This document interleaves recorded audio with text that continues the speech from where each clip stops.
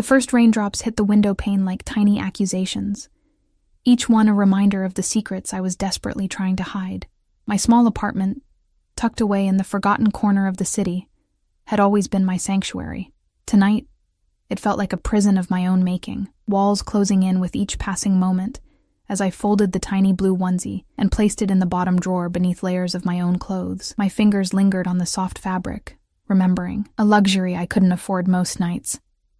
"Mommy will be back soon, baby," I whispered to the framed photo on my nightstand, the only visible evidence of Liam's existence in this room. My beautiful boy with his father's eyes, currently sleeping peacefully at my sister's house across town.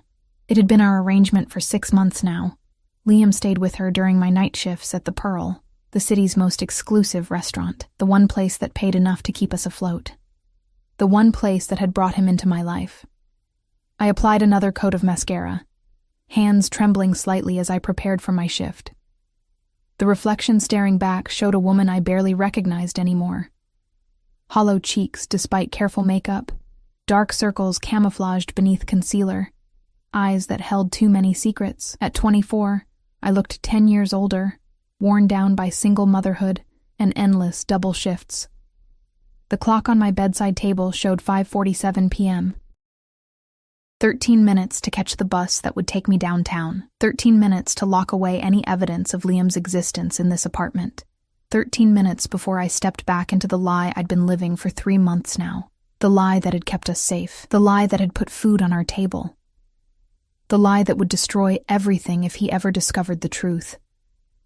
With practiced movements, I checked Liam's drawer once more, making sure nothing was visible.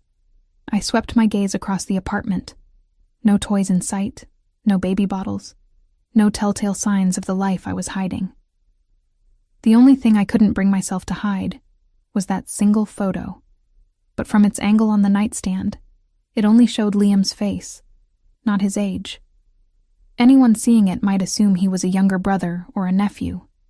That's what I'd let him believe after all. I grabbed my coat and purse, locking the door behind me as I stepped into the drizzling evening. The cold air bit at my exposed skin, but I welcomed the sting.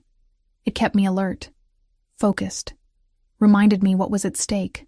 The bus ride downtown passed in a blur of neon-lit streets and faceless passengers. My mind wandered to the events that had brought me here, to this precarious balance between survival and catastrophe. It had started innocently enough, a new job at an upscale restaurant after months of desperate searching. The Pearl catered to the elite of the city, politicians, celebrities, and others whose wealth demanded discretion and excellence. The pay was better than anything I could have hoped for, enough to finally start saving for Liam's future after his father disappeared with our meager savings, leaving nothing but mounting bills and a 3-month-old baby. Then came that fateful night 3 months ago when he first walked in. I recognized him immediately, of course. Everyone in the city knew Dominic Vega, even if they pretended not to. His name was whispered with equal parts fear and fascination. The restaurant fell silent as he entered, flanked by 2 men whose tailored suits couldn't quite hide the bulges of their weapons. I watched from behind the bar as the manager personally escorted them to the private dining area, his usual composure cracking under the weight of Vega's presence. I was assigned to their table that night. A coincidence that would alter the course of my life. "Just the specials, and the 82 Bordeaux," he had said without looking up from his phone, voice low and measured. I remembered the slight accent that colored his words, how his fingers moved across the screen with precise, controlled movements. I had nodded, turning to leave, when his hand caught my wrist. "Your name," he said, finally looking up. I froze, feeling the eyes of his companions on me, assessing, calculating. "Emma," I had whispered, the lie slipping out before I could think. My real name, Sophia, suddenly seemed too personal to share with him. "Emma," he repeated, as if testing how it felt on his tongue. His eyes, dark and penetrating, held mine for a beat too long. "Bring another glass." That was the beginning. I didn't know then that I'd just stepped into quicksand, that every move thereafter would only pull me deeper.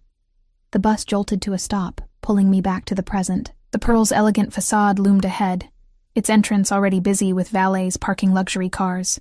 I straightened my uniform, took a deep breath, and stepped off the bus. mentally transforming into Emma, the efficient, invisible waitress with no complications, no child, no past worth mentioning. "You're cutting it close," Mark, the bartender, remarked as I hurried through the staff entrance. "Bus was late," I muttered, stashing my purse in my locker.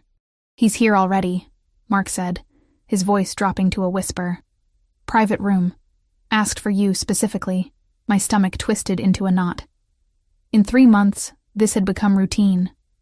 Dominic Vega came to the Pearl twice a week, always requested the same private dining room, always asked for me to serve him. At first, it was terrifying.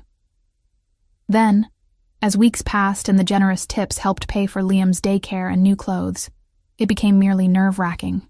Lately, it had evolved into something else entirely. Something dangerous.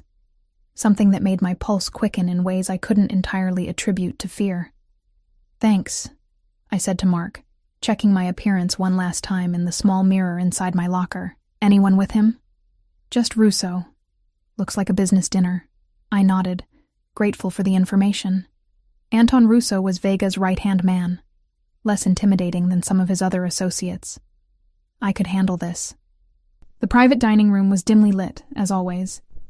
Dominic sat with his back to the wall, facing the door, a habit I'd noticed from the beginning. Russo occupied the chair to his right, several folders spread between them. They both looked up as I entered, and Russo immediately gathered the papers, a practiced movement that spoke of years of caution. "Emma," Dominic said, his deep voice sending an involuntary shiver down my spine. Right on time. He wasn't the monster the newspapers painted him to be, at least not in appearance. In his early 40s, with salt and pepper hair cropped short, and a physique that spoke of disciplined exercise rather than intimidating bulk. His features were sharp, aristocratic almost, with eyes that missed nothing. He wore his power like a second skin, never flaunting it, never needing to. "Good evening, Mr. Vega," I replied, keeping my voice steady. "The usual?" Something flickered in his eyes, amusement perhaps. "You know me too well already." I didn't respond to that, turning instead to Russo to take his order. As I wrote down their selections, I felt Dominic's gaze on me, studying, assessing. It should have made me uncomfortable. It did, but not entirely in the way it should. "You look tired," he observed as I collected their menus. "I'm fine," I answered automatically. "That wasn't a question, Emma." I met his eyes then, finding them softer than expected. "Late night," I offered, the partial truth easier than a complete lie. He nodded slowly. "The storm kept you up?" For a moment, I was confused, then remembered the thunderstorm that had rolled through the city the previous night. In reality, it was Liam's teething pain that had kept me awake, walking the floors of my sister's apartment until dawn, singing softly to my whimpering son. "Yes," I lied. "The thunder." His expression suggested he didn't quite believe me, but he let it go, turning back to Russo and their interrupted conversation. I escaped to the kitchen, releasing the breath I hadn't realized I was holding. The evening progressed with the usual choreography. I brought their drinks, then appetizers, then main courses. I appeared when needed and vanished when they spoke in hushed tones. I had learned the rhythm of these dinners, the careful dance of presence and absence. Tonight, however, something felt different. The air seemed charged with an unfamiliar tension, and more than once I caught Dominic watching me with an intensity that made my skin prickle. It was nearly 11 when they finally finished their meal. Russo excused himself for a phone call, leaving me alone with Dominic as I cleared the table. "How long have you worked here, Emma?" he asked suddenly. "Almost 4 months," I answered, keeping my movements smooth and efficient. "And before that?" I hesitated, carefully constructing my response. "Various places. Nothing worth mentioning." "Everyone has a story worth mentioning," he countered, leaning back in his chair, swirling the remnants of wine in his glass. "You're not from here originally," it wasn't a question, but I answered anyway. "No. I moved here about a year ago. That much was true. Running to something or away from something." His tone was casual, but his eyes were sharp, observant. "Just looking for opportunities," I replied, the practiced line rolling off my tongue easily. He smiled then, a rare sight that transformed his face, softening the hard edges. "You're a terrible liar, Emma." My hands froze on the plates I was stacking. "I'm not lying. Your eyes give you away. They dart to the left when you're not telling the truth." He set his glass down carefully. "It's a common tell." Fear spread through my chest, cold and paralyzing. "I should get these to the kitchen," I said, lifting the stack of plates. "I've made you uncomfortable," he stated, not sounding particularly concerned about it. "That wasn't my intention." I forced a smile. "It's fine, Mr. Vega." "Dominic," he corrected, not for the first time. "Dominic," I conceded, knowing it was easier than refusing. He studied me for a moment longer, then reached into his jacket pocket, extracting an envelope which he placed on the table. "For your trouble." I knew what it contained. The tips he left were always the same. $500 in cash, far more than any reasonable percentage of the bill. The first time I'd tried to refuse. His expression had made it clear refusal wasn't an option. "Thank you," I said quietly, taking the envelope and tucking it into my apron pocket. He stood then, buttoning his suit jacket with a practiced motion. "It's still raining. Do you have a ride home?" "I'll catch the bus," I said, stepping back instinctively. "At this hour? In this weather?" He shook his head. "I'll have Anton drop you. That's not necessary." It wasn't an offer, Emma, and just like that, the momentary softness vanished, replaced by the steel core I knew lay beneath the surface. This was the man people whispered about. The man whose name alone could open doors or seal them shut permanently. "Thank you," I said again, knowing when to yield. 40 minutes later, I sat in the back of a sleek black SUV with tinted windows, Russo at the wheel and rain pelting the roof in a steady rhythm. I had given him my sister's address, not my own, a precaution I always took when Dominic insisted on these rides. I would wait until they drove away, then walk the 15 blocks to my actual apartment. A small inconvenience for keeping my real life separate. "He likes you," Russo said suddenly, his eyes meeting mine in the rearview mirror. I didn't know how to respond to that, so I remained silent, watching raindrops race down the window. "That's not a common occurrence," Russo continued. "The boss doesn't notice many people." "I'm just his waitress," I said softly. Russo chuckled, a sound devoid of humor. "Sure. And I'm just his driver." We lapsed into silence for the remainder of the journey. When the car pulled up outside my sister's apartment building, I thanked him and quickly stepped out into the rain. I stood under the awning, watching the SUV disappear around the corner before starting my long walk home, the envelope of cash heavy in my pocket. By the time I reached my apartment, it was past midnight. My clothes were damp despite the umbrella I'd brought, and exhaustion weighed on me like a physical burden. All I wanted was to call my sister, check on Liam, and fall into dreamless sleep. I unlocked my door, flicked on the light, and froze. The air in my apartment felt different, disturbed somehow. My eyes darted around the small living room, noting everything in its place. Yet something was wrong. The hairs on the back of my neck stood on end as I cautiously moved forward. Purse clutched tightly as if it could offer some protection. Then I saw it. On my coffee table, placed with deliberate care, sat a pair of tiny blue shoes. Liam's shoes. The ones I'd bought him just last week. That should have been safely at my sister's house. And beside them, a folded note with handwriting I recognized immediately from the generous tips he left. "We need to talk, Sophia." My legs gave out beneath me. I collapsed onto the couch, staring at those innocent blue shoes that now represented my worst nightmare. How had he found out? My mind raced through possibilities, each more terrifying than the last. Had he been watching me all this time? Following me to my sister's? Had someone at the restaurant recognized me and told him my real name? The note sat there, mocking me with its elegant script. "We need to talk, Sophia. Not Emma. Sophia." My real name looked foreign on that paper. Dangerous. With trembling fingers, I reached for my phone and called my sister. "Soph?"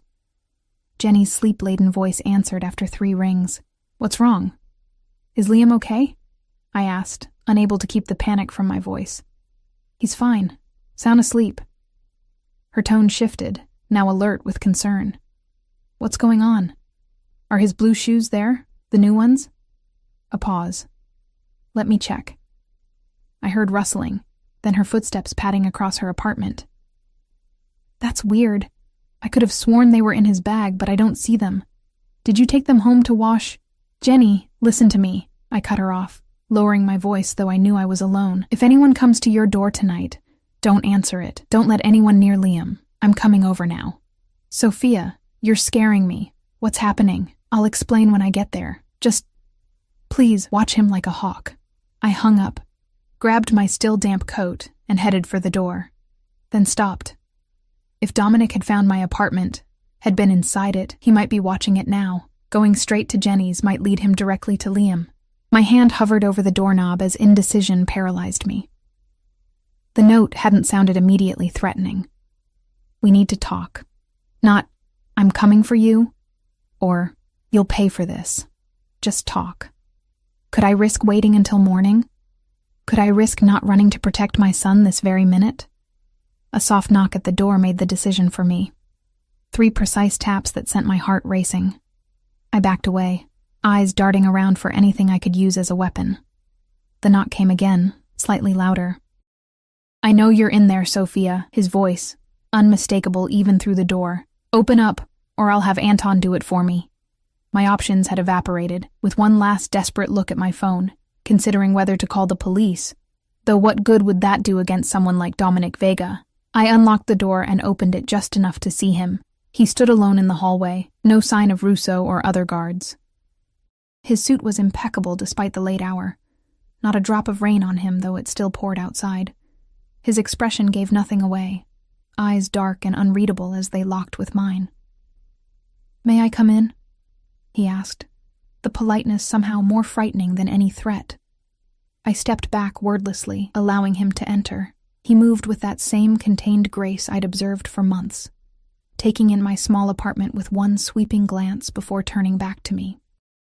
"You've been lying to me for quite some time, Sophia Martin," he said, using my full name, confirming he knew exactly who I was. "How did you find out?"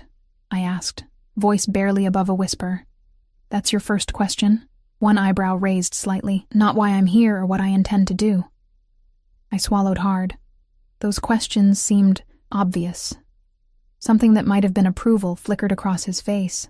"I've had you investigated since the first night you served me," he said matter-of-factly. "Standard procedure for anyone who comes into my regular orbit. I knew your real name within 24 hours. The revelation hit me like a physical blow. "You knew? All this time?" He moved to the couch and sat down, gesturing for me to do the same. When I remained standing, frozen in place, he sighed. "I'm not here to harm you or your son, Sophia. If that was my intention, we wouldn't be having this conversation." The mention of Liam sent a fresh wave of fear through me. "Leave him out of this. Whatever issue you have with me, sit down." He interrupted, his tone making it clear it wasn't a suggestion. I perched on the edge of the armchair opposite him, as far away as possible while still following his command. "Your son is 18 months old, he continued, glancing at the tiny shoes still sitting on my coffee table. "Born to you and Michael Reeves, who abandoned you both when the child was 3 months old, after emptying your joint bank account of $8,000. Hearing my life narrated back to me with such clinical precision made my blood run cold. What do you want from me?" Dominic leaned forward slightly. "The truth would be a start. Why the elaborate deception? The fake name, hiding your child, the lies about where you live, because people like you are dangerous," I blurted out, immediately regretting my honesty when his expression darkened. "People like me," he repeated slowly. "I needed the job at the Pearl," I continued, figuring honesty was my only play now. "It pays enough for us to survive, to save a little. When you started asking for me specifically, leaving those tips, I couldn't risk losing that income, and I couldn't risk you knowing about Liam. Because you think I'd use him against you somehow. Wouldn't you?" I challenged, a flicker of defiance breaking through my fear. He studied me for a long moment. "You're a mother protecting her child. I respect that, even if your methods were misguided." "Misguided?" I repeated, incredulous. "You break into my apartment, steal my son's shoes, terrify me half to death, and I'm the misguided one? A faint smile touched his lips. I didn't break in. Your landlord was quite accommodating when I expressed interest in the building. That doesn't make it better. No, he conceded. But it makes it legal. We sat in tense silence for several beats before he spoke again. The reason I'm here, Sophia, is that I don't appreciate being lied to. Not by anyone, and especially not by someone I've... He paused, seeming to search for the right word, taken an interest in. The implication in those words sent a shiver down my spine that wasn't entirely from fear. Your interest in me is exactly what I was afraid of, I admitted quietly. He nodded, accepting this. Yet you continued to serve me, to accept my generosity, to get into cars with my men. If you were truly afraid, there were other options. When you're a single mother with no support system except a sister who can barely pay her own bills, there aren't as many options as you might think, I countered. Something shifted in his expression then. A softening around the eyes. Tell me about your son. The request caught me off guard. Why? Humor me. I took a deep breath, trying to gauge his intentions. Finding no immediate threat, I reached for the framed photo on the side table and handed it to him. His name is Liam. He started walking at 10 months. He loves animals, especially dogs. And he has this laugh that can light up the whole room. Despite myself, a smile formed as I spoke of my son. He's the reason I do everything, the only thing that matters. Dominic looked at the photograph, his expression unreadable. He has your eyes, he observed, handing it back to me. And his father? Out of the picture completely, hasn't tried to contact us once since he left. Perhaps that's for the best. I set the photo down. What happens now? I asked, unable to bear the uncertainty any longer. Dominic stood, buttoning his jacket. Now, you have a choice to make. What kind of choice? You can continue working at the Pearl under your real name, without the elaborate deceptions. I'll arrange for your salary to be doubled. He paused, gauging my reaction. Or you can walk away entirely. I'll ensure you receive a year's salary as severance, enough to find other arrangements. I stared at him, waiting for the catch. Why would you do either of those things? Because capable people are rare, and you've proven yourself to be both capable and resilient, despite your creative approach to employment. He moved toward the door, then stopped. You have until tomorrow evening to decide. And if I choose neither? His gaze hardened slightly. Don't make this difficult, Sophia. I'm offering you a clean resolution to a situation that could be handled very differently. The threat, though veiled, was unmistakable. What about Liam? I pressed. Is he part of this arrangement too? Your son remains your concern, not mine, though I would suggest better childcare arrangements than leaving him with your sister while she works her own night shifts. My blood froze. He knew about Jenny's job too.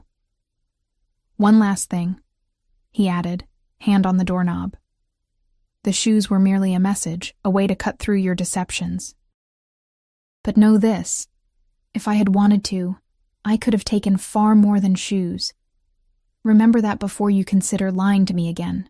With that, he left, the door closing softly behind him. Only then did I realize I'd been holding my breath.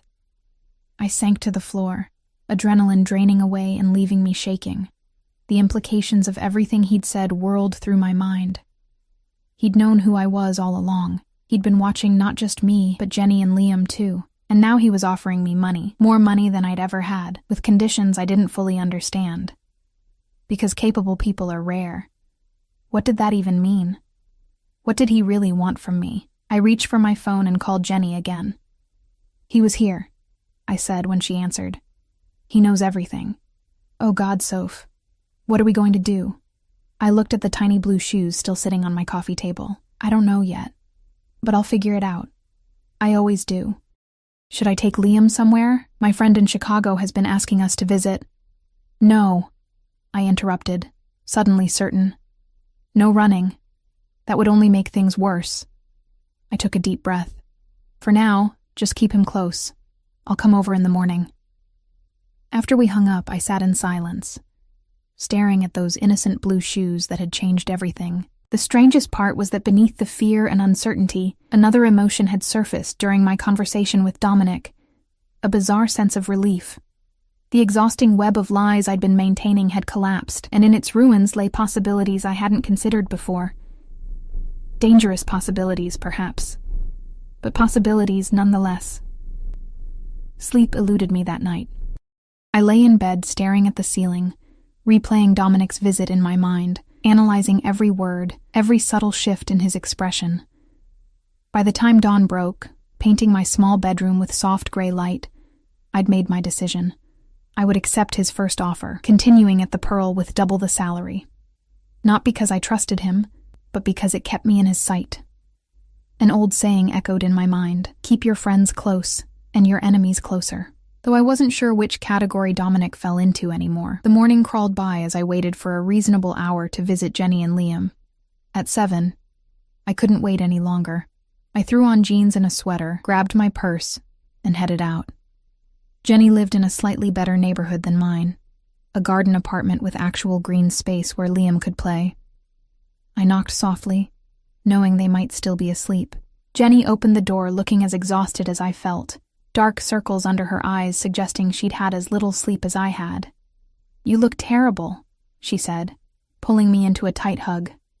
"So do you," I replied, managing a weak smile as I stepped inside. Liam was awake, playing with blocks on the living room floor. At the sight of me, his face lit up with that pure, uncomplicated joy that only toddlers seem capable of. "Mama!" he squealed, abandoning his towers to toddle toward me. I scooped him up, breathing in his clean baby scent, feeling his small arms wrap around my neck. In that moment, the fears of the night before receded slightly. This was what mattered. This was what I would protect at any cost. "I made coffee," Jenny said, leading me to the kitchen while I carried Liam on my hip, strong enough to wake the dead, which is what we both look like. Over steaming mugs, with Liam happily returned to his blocks within sight, I told Jenny everything. Dominic's visit, his offers, the fact that he'd been watching us all along. "Jesus, Soph," she whispered, hands wrapped tightly around her mug. "This is some serious Mafia movie stuff. What are you going to do?" "Accept his offer to keep working at the Pearl," I said. The double salary would mean I could finally get us a better place, maybe even in this neighborhood, and I could put more aside for Liam's future. Jenny's brow furrowed. "But at what cost? This guy clearly has some kind of interest in you. And he's dangerous, Soph. The kind of dangerous that gets people hurt." I know. I watched Liam stack one block precariously atop another, his little face scrunched in concentration. But running isn't an option. He'd find us. And refusing his offer directly might be even more dangerous. So what? You just dance to his tune now? For the moment. I met her worried gaze steadily. "Until I figure out what he really wants and how to navigate this safely for all of us." Jenny reached across the table to squeeze my hand. "Whatever you decide, we're in this together. You know that, right?" I nodded, grateful beyond words for her unwavering support. We'd been each other's only real family since our parents died in a car accident 6 years ago. Jenny was the reason I'd moved to this city in the first place, after Michael disappeared with our money. "There's something else," I said after a moment. "Something I didn't mention." Jenny raised an eyebrow. "When Dominic was in my apartment, when we were talking, there was this moment." I struggled to articulate the confusing swirl of emotions I'd experienced. It wasn't just fear I was feeling. Understanding dawned on Jenny's face. "Oh, Soph, no. Tell me you're not attracted to this guy." "I didn't say that," I protested, though the heat in my cheeks betrayed me. "You didn't have to." She sighed deeply. "Of all the complicated situations you could get yourself into." "It doesn't matter," I said firmly. "I'm not going to act on it. I'm just acknowledging it exists so I can be careful." Jenny's expression softened. "Just promise me you'll be smart about this. Liam needs you. I need you." "I promise," I said, looking over at my son, now attempting to climb inside his toy box. "He comes first. Always." Later that afternoon, after spending precious hours playing with Liam, reading him stories, and memorizing every giggle and new word, I reluctantly prepared to leave for my shift at the Pearl. Jenny had agreed to keep Liam overnight again, despite her own exhaustion, Call me after your shift, she insisted as I kissed Liam goodbye, trying to ignore his little hands clutching at my sweater. I don't care what time it is. I need to know you're okay. I will, I promised, gently disentangling myself from Liam's grip. Be good for Auntie Jenny, baby. His lower lip trembled as I moved toward the door. Mama stay? He asked, eyes wide and pleading. Every time I left him, it felt like my heart was being torn from my chest. Mama will be back soon, I assured him, forcing a bright smile. We'll play with the trucks tomorrow, okay? His nod was solemn, trusting.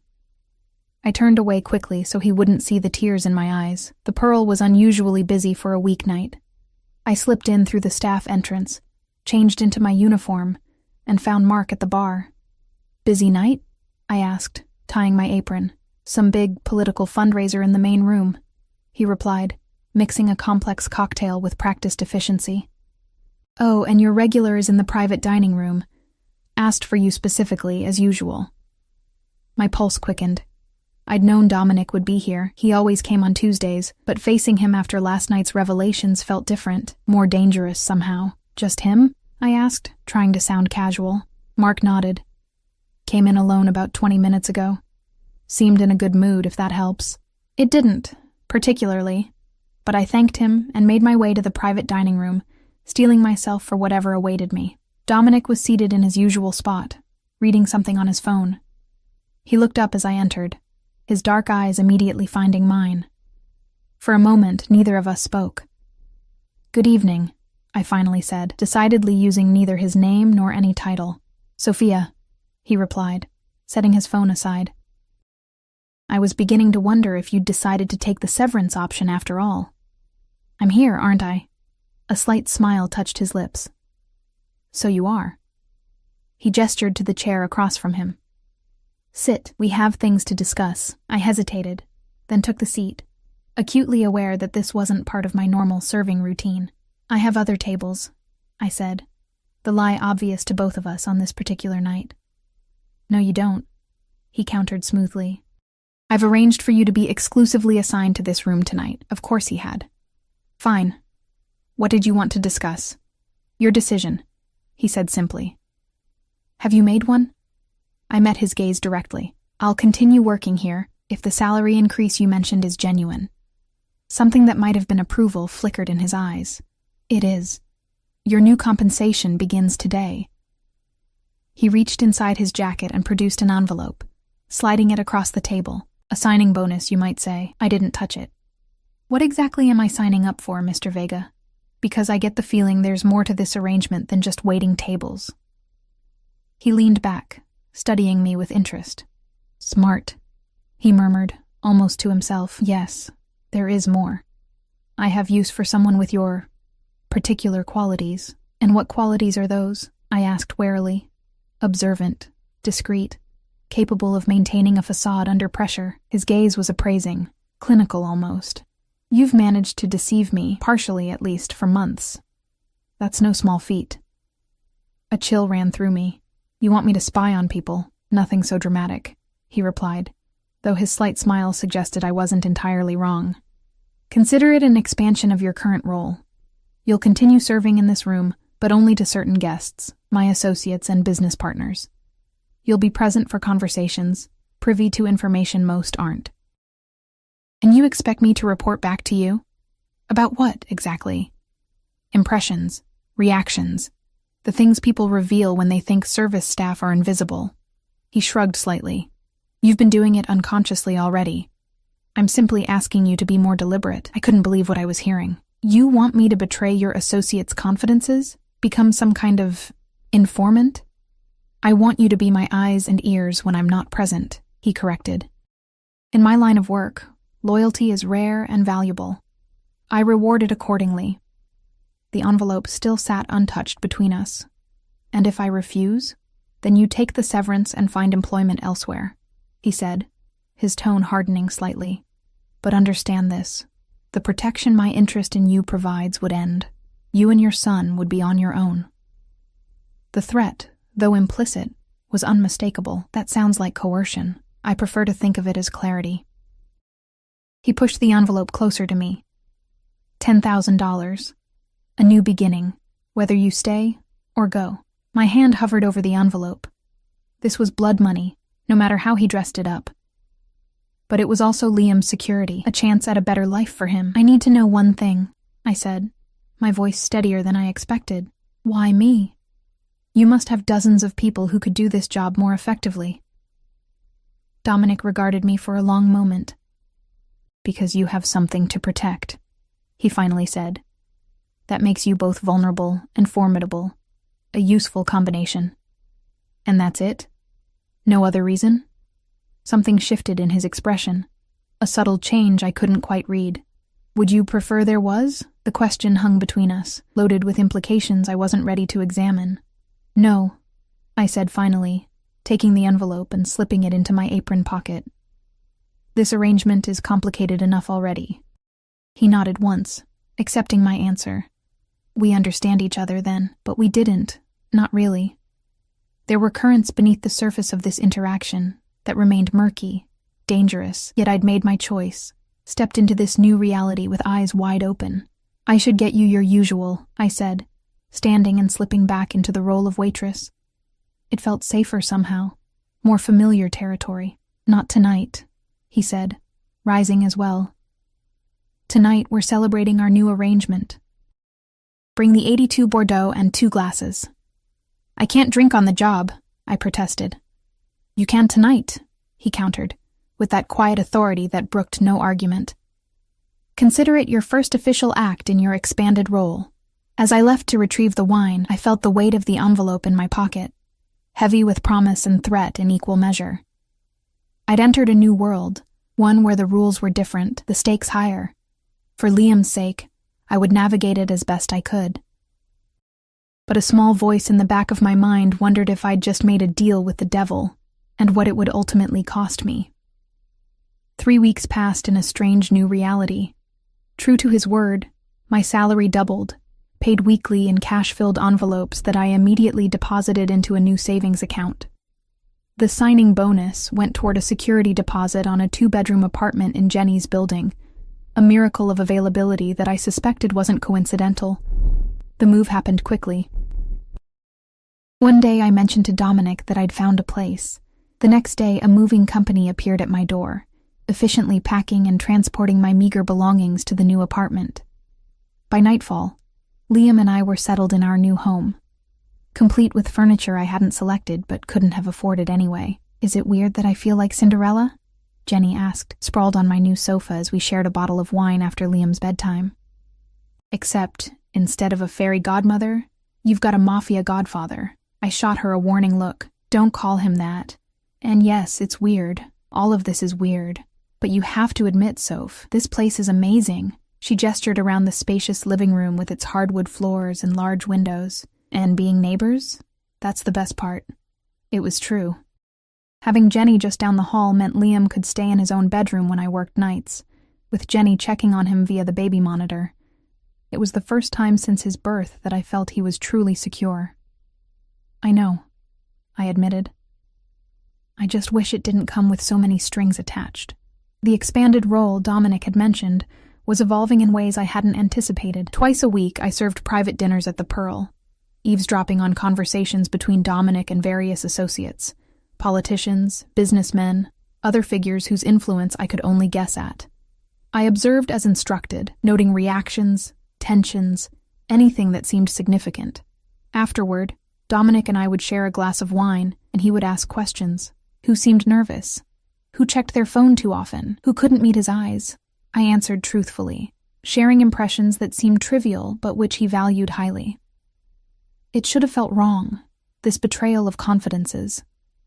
Instead, it became almost a game, sharpening my observational skills, teaching me to read micro-expressions and body language with increasing accuracy. And Dominic? Dominic was changing too, or perhaps just revealing more of himself. Our late-night conversations expanded beyond business to literature, art, philosophy. He had a mind like a steel trap, quoting Dostoevsky and Sun Tzu with equal facility. He asked about Liam sometimes, listened with genuine interest to stories of my son's latest accomplishments. You've never asked about his father, I said one night, the wine making me bolder than usual. We were alone in the private dining room. The restaurant closed around us. The hour approaching midnight, Dominic swirled his wine thoughtfully. Would you want to talk about him? Not particularly. Then why bring him up? I shrugged.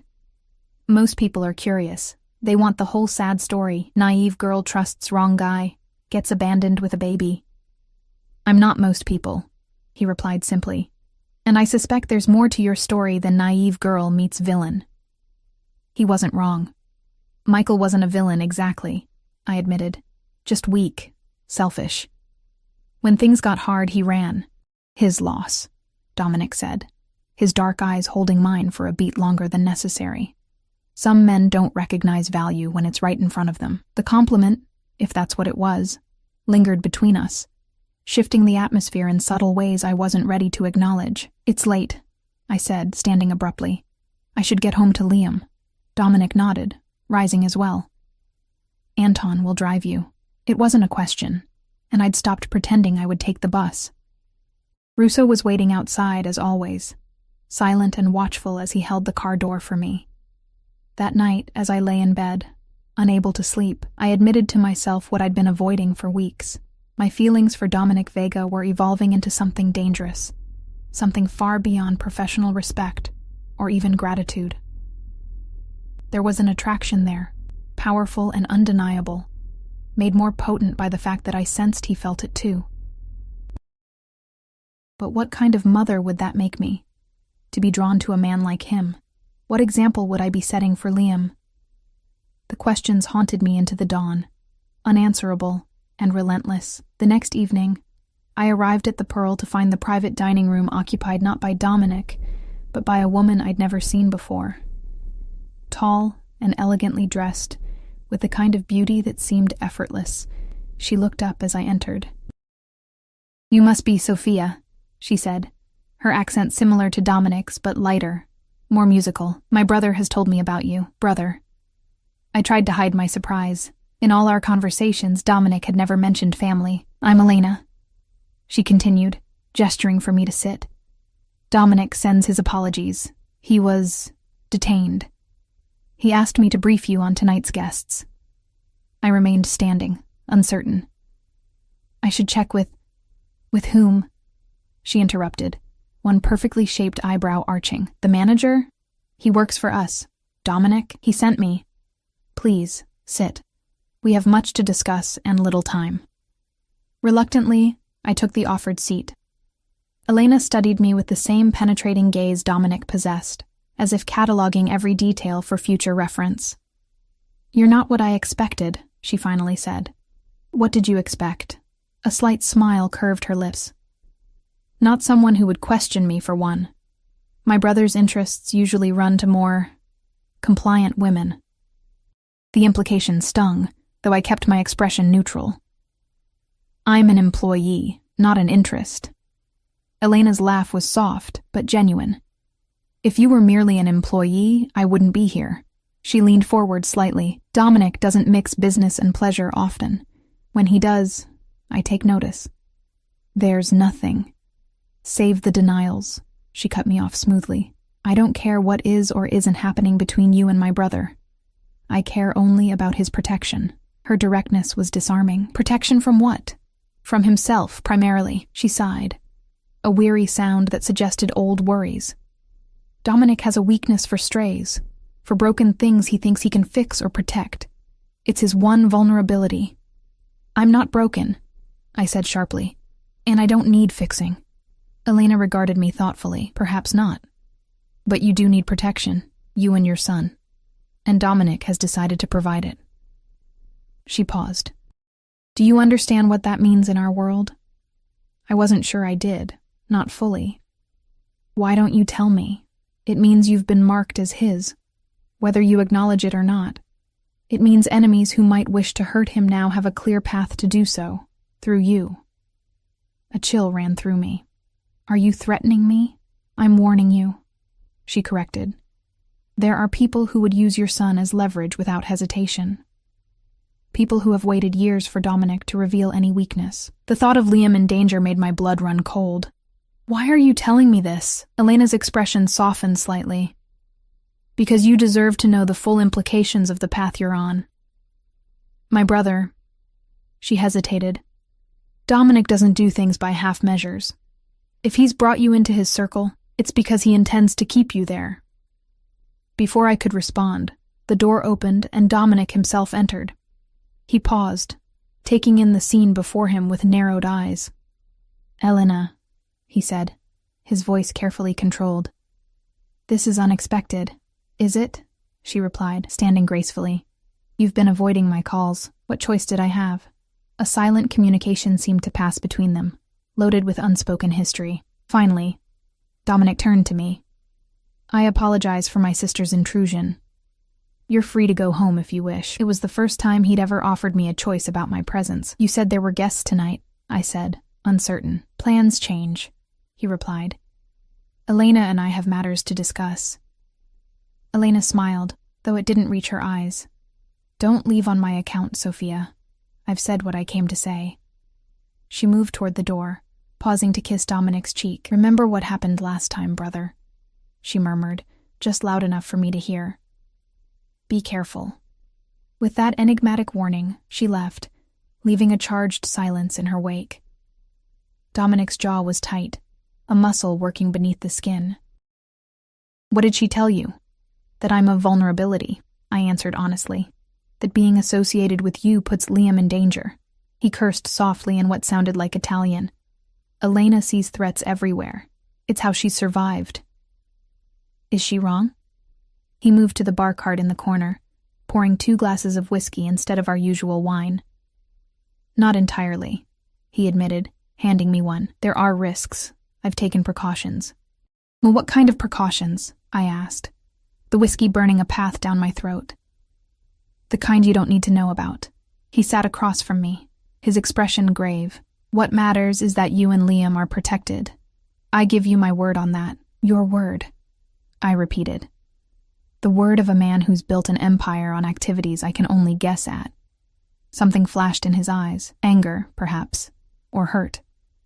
Do you think I would let any harm come to you or your son, after everything?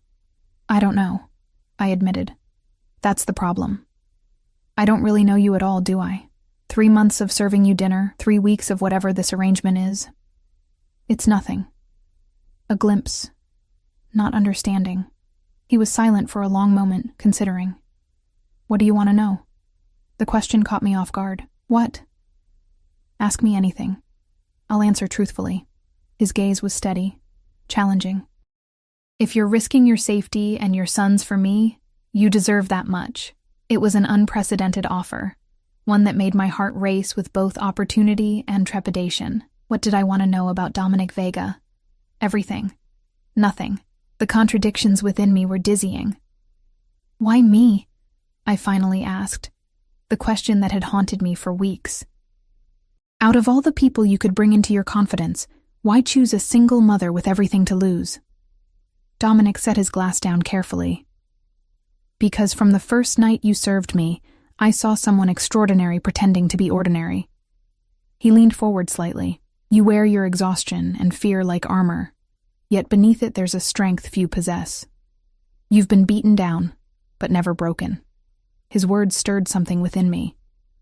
A recognition I wasn't prepared for. And, he continued, his voice dropping slightly, because when you look at me, you see the man, not the monster everyone else fears. The admission hung between us, raw and honest in a way I hadn't expected. Without thinking, I reached across the table, my fingers brushing his. I see both, I whispered. That's what terrifies me. His hand turned, capturing mine, his thumb tracing circles on my palm. The simple touch sent electricity up my arm. A current I couldn't ignore any longer. Come work for me directly, he said suddenly. Not just these nights at the Pearl, full-time as my personal assistant. Triple your current salary, regular hours, benefits. What? I pulled my hand away, startled. Why would you? Because I want you close, he interrupted, his gaze intense. Because I'm tired of pretending this is just business. Because your insights are valuable to me beyond these dinner observations. My mind raced with implications. What about Liam? He'd be provided for, the best childcare, education, anything he needs. It was too much. Too fast. I need time to think. Dominic nodded, though I could see the tension in his shoulders. Of course. Take all the time you need. He stood, buttoning his jacket. But Sophia, Elena wasn't entirely wrong. Being in my orbit comes with risks. The question is whether you believe the protection I offer outweighs them. As Anton drove me home that night, my thoughts were a tangled mess of warnings and possibilities. Dominic's offer represented security for Liam beyond anything I could provide on my own. But at what cost? And could I trust his promise of protection? Or was I naively stepping deeper into a world I didn't understand? More troubling still was the realization that my decision might not be based entirely on practical considerations. The way my body responded to his touch, the connection I felt when our conversations stretched into the night, these weren't things I could simply dismiss. I was falling for Dominic Vega, despite knowing better, despite Elena's warnings, despite everything. And that, more than anything, terrified me to my core. Block 5. The decision consumed my thoughts for days. I went through the motions of my life, caring for Liam, working my regular shifts at the Pearl, even serving Dominic during his usual Tuesday dinner. But my mind was elsewhere, weighing options, imagining futures. I avoided giving Dominic an answer, and to his credit, he didn't press. Our interactions remained professional, though the undercurrent of tension between us was palpable. His eyes followed me as I moved around the private dining room, his fingers lingering when I handed him a glass. Small moments of contact that left me breathless. A week after his offer, I was in the park with Liam, watching him navigate the playground with the determined concentration only toddlers possess. Jenny sat beside me on the bench, having joined us on her day off. "You're a million miles away," she observed, nudging my shoulder. "Thinking about him again?" I nodded, unable to deny it. "I don't know what to do, Jenny. His offer it would change everything for us." "But," she prompted, knowing me too well. "But I'm afraid," I admitted. "Not just of him or what he might expect, but of myself, of what I might become in his world." Jenny was silent for a moment, watching Liam as he triumphantly climbed to the top of the slide. "You know I've never been his biggest fan," she finally said. "The whole situation scares me, but I've seen the changes in you these past weeks." "Changes?" I glanced at her, surprised. "You stand straighter. You laugh more easily. There's a confidence in you I haven't seen since before Michael left." She squeezed my hand. "Whatever this man brings into your life, it's not all bad." Before I could respond, Liam let out a delighted squeal as he zoomed down the slide. I clapped and called encouragement, momentarily distracted from our conversation. When I looked back at Jenny, her expression had changed, eyes widening as she stared at something over my shoulder. I turned to follow her gaze and felt my heart stutter. Dominic stood at the edge of the playground, looking distinctly out of place in his impeccable suit among the casual weekend attire of other parents. Russo was nowhere to be seen, though I suspected he wasn't far. "That's him?" Jenny whispered. I nodded, watching as Dominic approached, his gaze fixed on me with an intensity that made my pulse quicken. "Sophia," he greeted me, then nodded politely to Jenny. "You must be the sister. Elena mentioned you." Jenny straightened, protective instincts visibly kicking in. "And you're the man who's turned my sister's life upside down." A hint of amusement touched his eyes. "That's one perspective. Why are you here?" I asked, scanning the playground for Liam. He was now in the sandbox, happily filling a bucket with determined focus. "We need to talk," Dominic said. "Privately." Jenny started to protest, but I squeezed her hand. "It's okay. Can you watch Liam for a few minutes?" She nodded reluctantly. "I'll be right here if you need me." I followed Dominic to a spot several yards away, still within sight of the playground but out of earshot. The spring sunshine fell across his face, softening his features in a way the dim restaurant lighting never did. "This is unexpected," I said, crossing my arms defensively. "Circumstances changed," he replied. "I wouldn't have come if it wasn't important." Something in his tone sent a ripple of alarm through me. "What's happened?" "There's been a threat," he said, his voice low and controlled. Not directly against you or Liam, but against those in my circle. Elena was right to be concerned. My gaze immediately shot to Liam, peacefully playing in the sandbox. What kind of threat? The kind I take very seriously. His jaw tightened. I'm handling it, but I need you to make a decision, Sophia. Now, not next week. That's not fair, I protested. You can't just show up and demand, this isn't about fair, he interrupted. It's about safety, yours and Liam's. Are you threatening us? I demanded, anger flaring. I'm trying to protect you, he countered, frustration evident in his voice, but I can't do that effectively unless you're fully under my protection. As your employee, you mean? His expression shifted, something vulnerable breaking through his usual composure, as whatever you want to be, Sophia. But close to me, where I can ensure your safety. The implications of his words hung between us, heavy with meaning neither of us had openly acknowledged until now. And if I say no, I asked quietly, then I'll respect your decision, he said after a moment. I'll provide security for you and Liam as best I can from a distance. But it won't be the same. I looked back at the playground, at my son happily oblivious to the life-altering conversation happening just yards away. I need to think about this. Today? Not next week? But at least today. Dominic nodded, his relief visible. Tonight. I'll send Anton for you at 8. He paused, then added, bring Liam if you need to. My home is secure. The mention of his home, a place I'd never seen, never even heard him discuss, underscored the gravity of the situation. This wasn't just about a job offer anymore. Okay, I agreed, tonight. As he turned to leave, I caught his arm. Dominic, is Liam truly in danger? His eyes met mine, dark and serious. Everyone I care about is at risk right now. But I will burn this city to the ground before I let anyone touch your son. You have my word. The fierce protectiveness in his voice should have frightened me. Instead, it settled something within me, a piece clicking into place that I hadn't realized was missing. When I returned to Jenny and Liam, my sister took one look at my face and sighed. You've made your decision, haven't you? I think I made it weeks ago, I admitted. I just wasn't ready to acknowledge it. That evening, after putting Liam to bed in his room at our new apartment, I sat with Jenny in the living room, waiting for Anton to arrive. Are you sure about this? She asked for the third time. Once you step into his world fully, I'm not sure you can ever truly step out again. I'm not sure about anything, I admitted, except that when I'm with him, I feel seen, like he understands parts of me that I've kept hidden from everyone else. Jenny's expression softened. You're falling in love with him. It wasn't a question, but I answered anyway. I think I might already be there. The admission was terrifying and liberating at once. Is that crazy? Probably, she said with a sad smile. But when has love ever been sane? At precisely 8 o'clock, a text arrived from an unknown number. Downstairs. I hugged Jenny tightly. You'll stay with Liam? I don't want to wake him. Of course, just be careful, Soph, and call me if you need anything, anytime. The ride to Dominic's home was silent, Anton's usual stoicism in full force.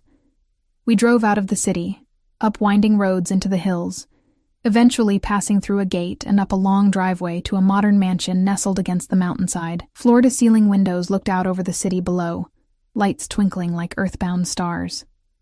Anton led me inside without a word, through an expansive living area with minimalist furnishings, to a terrace where Dominic waited. He stood with his back to me, gazing out at the view, a glass of amber liquid in his hand.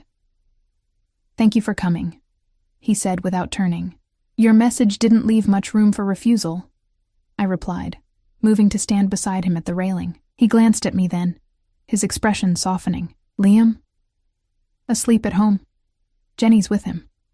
Dominic nodded, offering me the glass in his hand. I took it, our fingers brushing in the exchange, that now familiar electricity sparking between us. This is quite a place, I said, taking a sip of what turned out to be excellent scotch. Not what I expected. What did you expect? A fortress? Underground bunker? A hint of amusement colored his tone. Something less beautiful, I admitted. Beauty matters, he said simply, especially when much of life is ugly. We stood in companionable silence for a moment, the night air cool against my skin. The city spread before us like a glittering tapestry. Tell me about this threat, I finally said. Dominic turned to face me fully. A rival organization. They've made moves against several of my businesses in the past month. Yesterday, they targeted someone close to me. A cousin. He'll recover. But the message was clear. That they can get to anyone you care about. I finished for him. Yes. His gaze was intense, unwavering. That's why I need you to decide. Not just about the job, but about us. What you want this to be. My heart hammered in my chest. What do you want it to be? More, he said simply. I want you in my life, Sophia. Not just as an employee, not just as someone I protect, as a partner. As mine. The possessiveness in that final word should have repelled me. Instead, it ignited something primal and longing. And Liam? Would be as much mine to protect as he is yours, Dominic said without hesitation. I would never try to replace his father, but I would be whatever he needs me to be. I set the glass down on the railing, turning to face him fully. It's dangerous being yours, yes, he acknowledged. I won't lie about that. And complicated. Your world is so far from anything I understand. You understand more than you think. He moved closer, not touching me yet, but near enough that I could feel the heat of his body. You see people clearly, Sophia. You always have. It's what drew me to you from the beginning. Not my sparkling personality or stunning beauty, I joked weakly.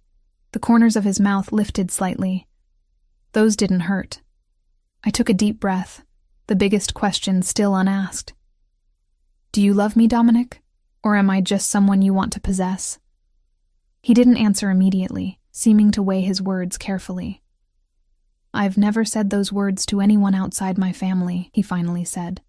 They're not words I use lightly. My heart sank a little, though I kept my expression neutral.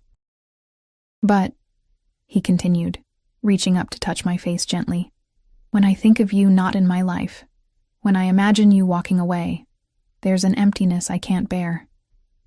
If that's love, then yes. I love you, Sophia.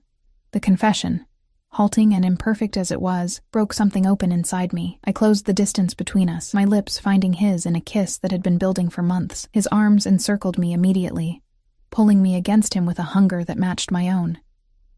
When we finally broke apart, breathless, I rested my forehead against his. Yes, I whispered. To all of it.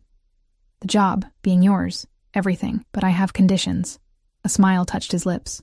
I would expect nothing less. Liam comes first, always. His safety, his happiness, his future. Agreed, he said without hesitation. Jenny stays in our lives. She's the only family we have. Of course. And I hesitated, then plunged ahead. I need to know what you do. Not every detail, but enough to understand the world I'm entering. No more shadows and half-truths. Dominic was silent for a long moment, considering. That puts you at risk. I'm already at risk, I countered. Knowledge is protection too. Finally, he nodded. Agreed. Starting tomorrow, I'll show you everything you need to know. And tonight? I asked, suddenly aware of how alone we were, how close his bedroom likely was. His eyes darkened. Tonight is about us, just us. As his lips found mine again, more demanding this time, I surrendered to the feeling I'd been fighting for so long. This man, dangerous, powerful, complicated, had somehow become essential to me, to us. I didn't know what the future held, what challenges we would face as my world merged with his. There would be danger, yes. Difficult choices.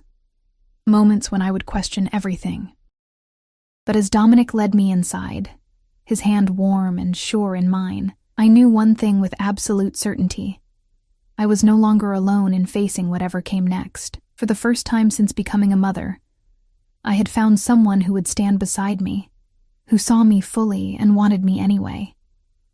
For Liam, for myself, I had found a new beginning in the most unlikely place. in the arms of a man the world feared, but who had shown me nothing but protection and care. And for now, that was enough.